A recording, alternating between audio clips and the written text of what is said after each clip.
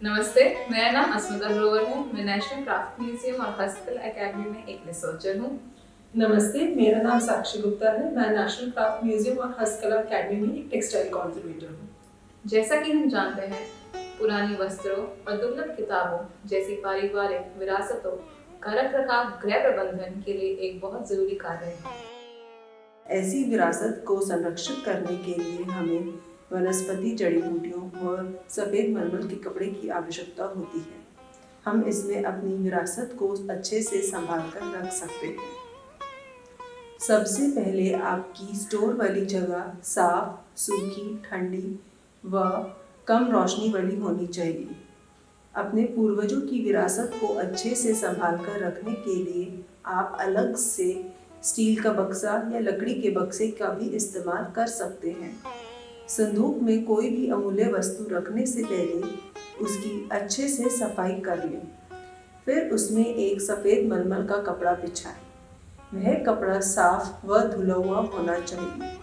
वह कपड़ा आपकी विरासत को किसी भी प्रकार की धूल मिट्टी से बचाने में मदद करेगा।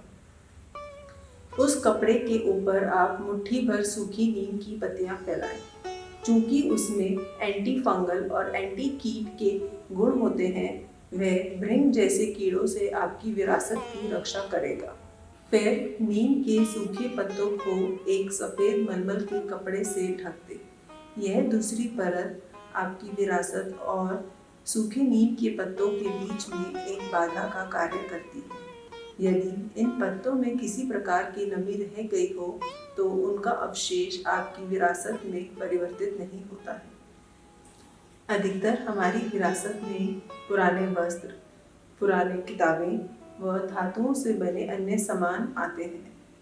कम से कम तय और दबाव को ध्यान में रखते हुए कपड़े को स्टोर करने के लिए समतल की प्राथमिकता दी जाती है। यदि तय लगाना आवश्यक हो, जैसा कि इस ओढ़नी में है जो 2 मीटर लंबी है, तो पैन फोल्डिंग की सलाह दी जाएगी।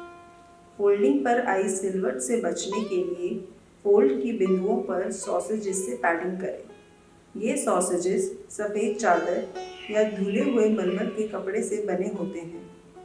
कढ़ाई के काम वाले कपड़ों को बहुत ही नाजुकता से संभालें।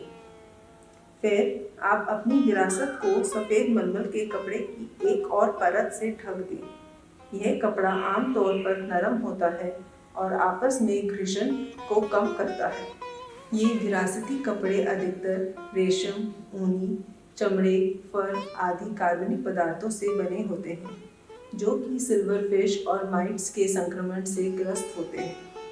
खासकर बारिश के मौसम में कपड़े हवा में नमी के कारण फंगस को आकर्षित करते हैं और इन्हें दुर्गंध के कारण पहना नहीं जा सकता है।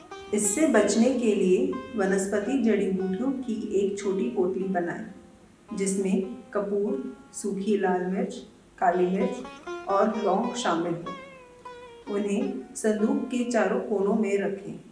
इससे दुर्गंध को नियंत्रण करने में मदद ही नहीं मिलेगी, बल्कि एक कीट विकर्षक के रूप में भी काम करेगा। यह एक पारंपरिक विधि है जो सदियों से चली आ रही है और अभी भी हमारे घरों में दादी और माताओं द्वारा इस विधि को उपयोग में लाया जाता है। इसके अलावा आर्काइवल इंस्टीट्यूट्स और संग्रहालयों में भी इसका पालन होता है और हमारे शिल्प संग्रहालय में भी इसका पालन किया जाता है। उम्मीद करती हूँ आपको ये जानकारी लाभदायक लगी हो। धन्यवाद। यदि आपको कोई सुझाव हो तो हमसे ज़रूर शेयर कीजिएगा।